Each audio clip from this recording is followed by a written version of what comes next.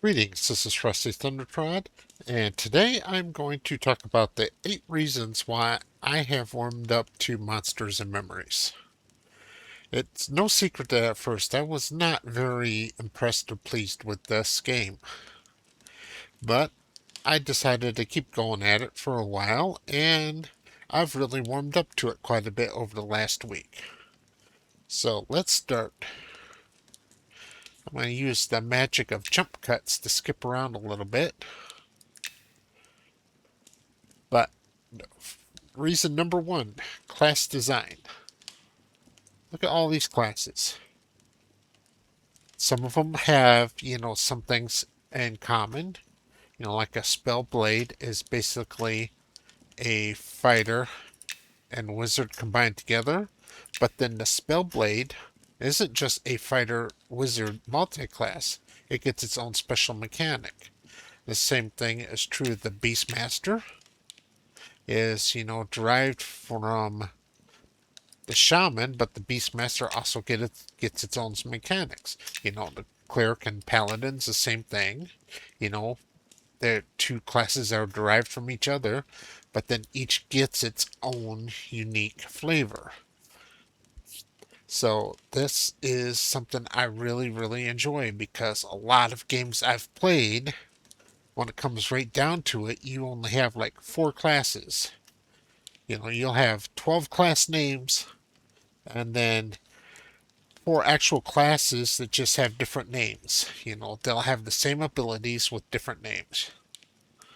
Uh, like your direct damage will be Holy Smite.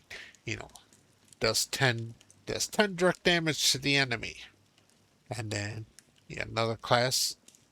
Let's say that's your Inquisitor does Holy Smite 10 direct damage. Wizard 10 direct Firebolt 10 direct damage. you know, Uh, stuff like that. It gets very, very repetitive. But that's not the case in uh, Monsters and Memories. Some abilities definitely are repetitive. Like just about all um, melee DPS classes have the ability Strike. But that's also another good thing, is they don't call it a Beastman's Claw for the Beastmaster. They don't call it, Enchanted Blade for the Spellblade. It's Strike. So they're honest about it. It's Strike. So that's a great thing. Let's see. Next up is leveling pace. All right, leveling in monsters and memories is not very fast, but I actually think it's a good thing because when I've tried many games that I've tried, um, you know, I think Guild Wars 2 was the worst instance of this. I was leveling so fast as a new player, I had no chance to get used to my options. Within, half an hour of logging in for the first time, I had 10 levels. I had abilities I had no chance to get used to and adjust. This is because these games are designed with the assumption that the game starts at max level, so they just want to push you right to the end.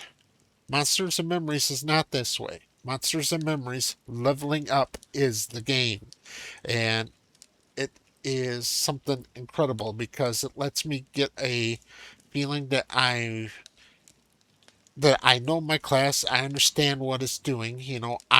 My ability as a player is growing along with my character's abilities. So I think this is excellent. And at the same token, it's not stupidly, impossibly hard slow either. If you only have a couple of hours to play, you will be able to, look and see, yeah, I made some progress in this amount of time. So yes, I think the pace of leveling in Monsters and Memories is excellent. Next up, number 3.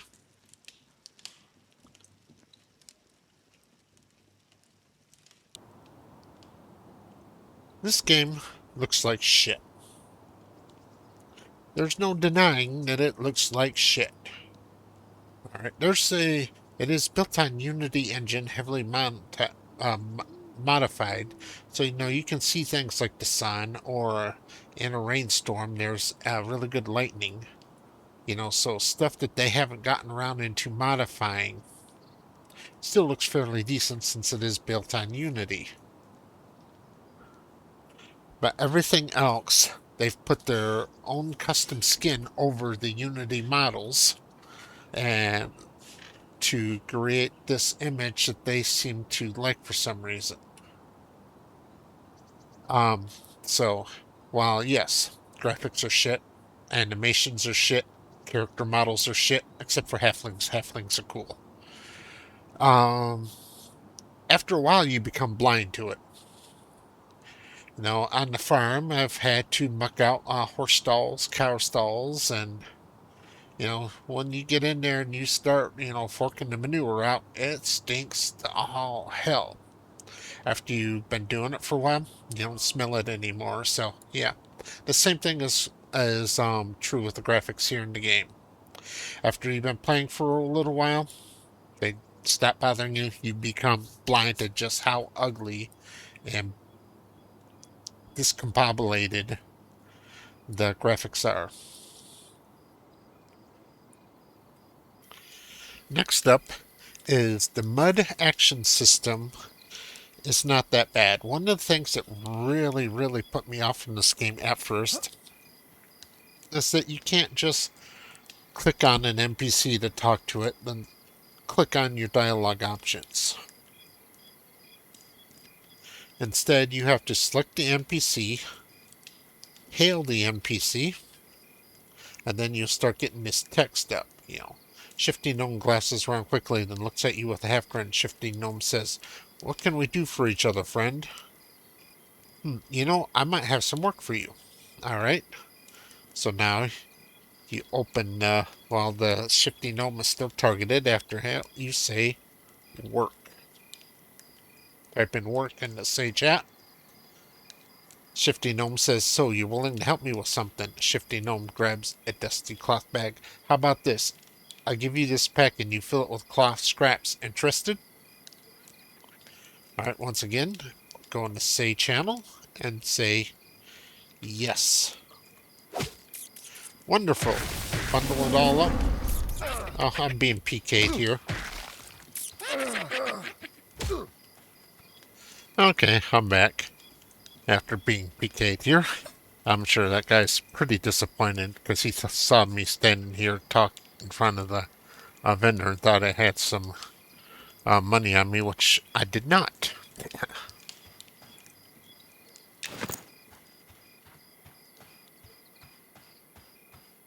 Too bad for him. Alright, so now I'm going to go out and do this quest for him, and then I will be right back to show you how the mud system worked for the turn-in. Okay, so I've collected the 6 cloth scraps that he asked me to. I put them in his bag. Now I click combine. This creates a quest item. Now I walk up to quest giver, in this case Shifty Gnome. I pick up the quest bag, and I literally hand it to him.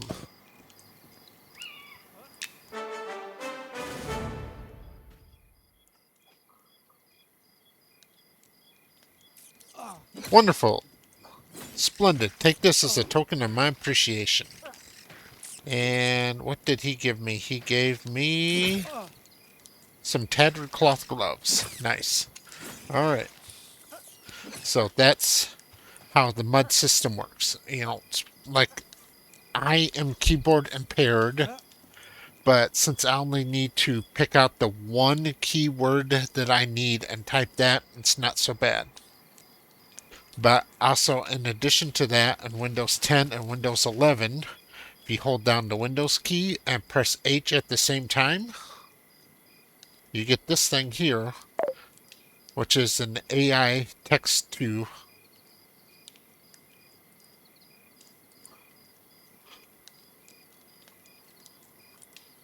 All right. This is an AI voice to text tool. And as you can see, I put what I just said right down here.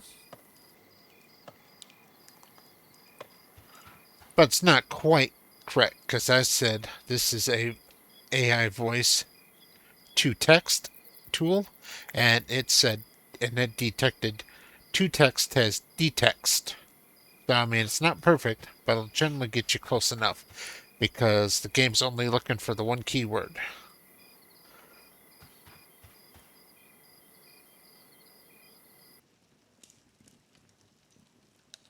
Number 5 on my list is the fact that this game is very alt-friendly. I am an altaholic. One of the reasons why, even though I've put in over 2,000 hours into Pathfinder Wrath of Righteous, I've never finished that game, is because I always have an idea of a new character to play. While Monsters of Magic is not as wide open as that, still, I've got 18 classes here, and each one plays differently. You know, even the Shadow Knight, the Paladin, and the Fighter, they're all tanks, but they behave much differently. So a fighter tank and a Shadow Knight tank will play quite a bit differently. As to where a fighter tank is a pure straight up, resist physical damage tank. The Shadow Knight is a drain tank. In order for him to tank, he needs to be able to get off drain health drain procs and health drain spells. So it's a very different way to go about tanking. The Inquisitor is also a tank, but the Inquisitor is a magic tank. So they're better at They're better at tanking and shutting down magic casters. You know, it might be coming to a play where if you're doing a raid, you might want, one physical tank and one magic tank. And then on top of that, we have 7 races currently in the game, and then 5 more yet to come. Each race has slightly different stats, which is no big deal, but each one has a distinct, unique uh, racial active ability.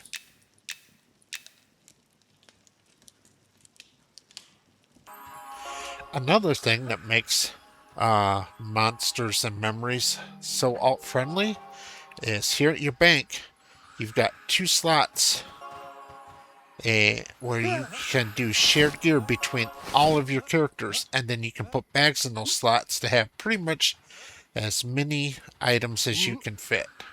And you can even transfer money.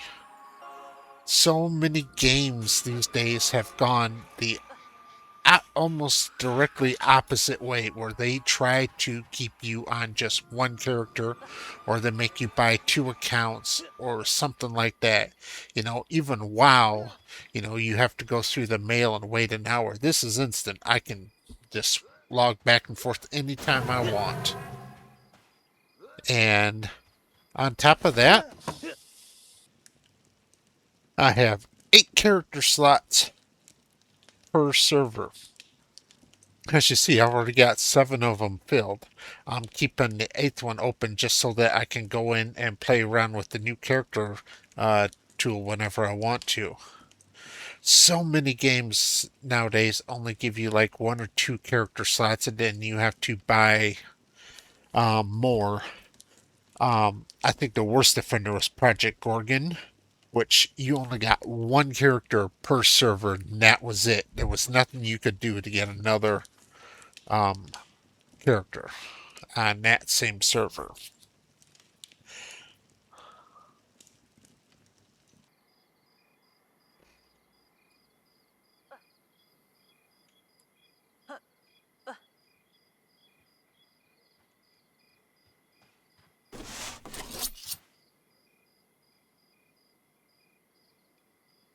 Next thing that's on my list is crafting.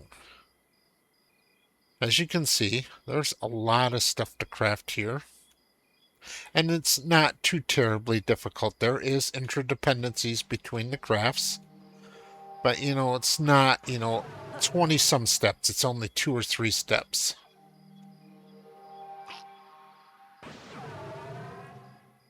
So that makes it a satisfying experience, but not stupidly overly complex. And on top of that, every character can take every craft.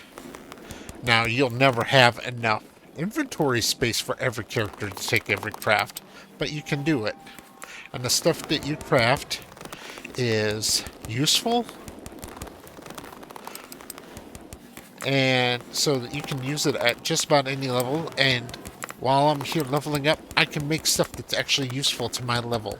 In most games where you have crafting, the stuff you can craft will be anywhere from 5 to 10 levels behind you. Here, I'm crafting stuff at my level that's useful to me right now.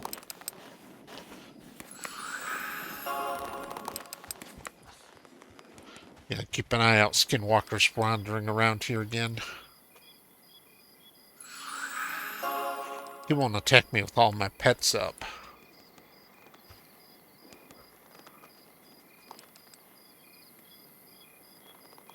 But yeah, and on top of that, unlike games like Project Gordon or even Ashes of Creation, while you can craft good stuff, you can still go to a vendor and get stuff that's okay, that's still useful. I mean, that was kind of what ended my trip through Project Gorgon, was the fact that I just could not gear myself up. So here in Monsters and Memories, you can gear up without... Hi, Snow.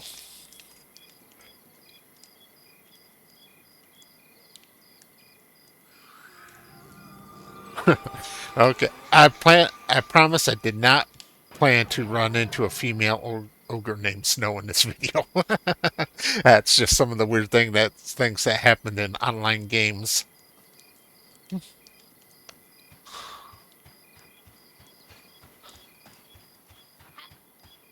Which is, of course, another reason why I keep doing, MMORPGs, even though they're not as good as single-player RPGs. It's just weird stuff like that you can never duplicate in even the best single-player game. Number 7 on my list is the pace of combat. I am 51 years old. I have been farming since I was a child. I've been a truck driver since I was 21. I've been a construction worker since I was 27. My bones hurt, my joints get stiff. My fingers are no longer straight. I cannot keep up with an action-paced system, but I don't want a system where I just stand around and do nothing either. Right here, Monsters and Memories has a good balance of where I have things I can do that are not very, reaction dependent. So I'm not just standing there auto-attacking and waiting for the battle to resolve. I am doing something to actually take part in the battle. But I'm not having to jump, twirl, block, dodge, and trigger abilities all at the same time. So this is a good pace for me, and probably anybody else like me whose body's old and breaking down with age. And finally, number 8 on my list, stability. Monsters and Memories has not crashed on me once. Not a single time. I haven't even really had any serious performance problems. A little bit of hiccuping here and there. Mainly when somebody in the house was hitting my download speed a little bit too hard. But yes, Monster Memories has Monsters and Memories has been very stable. Doesn't seem to have a memory leak. I can leave it running all day and my RAM stays fine.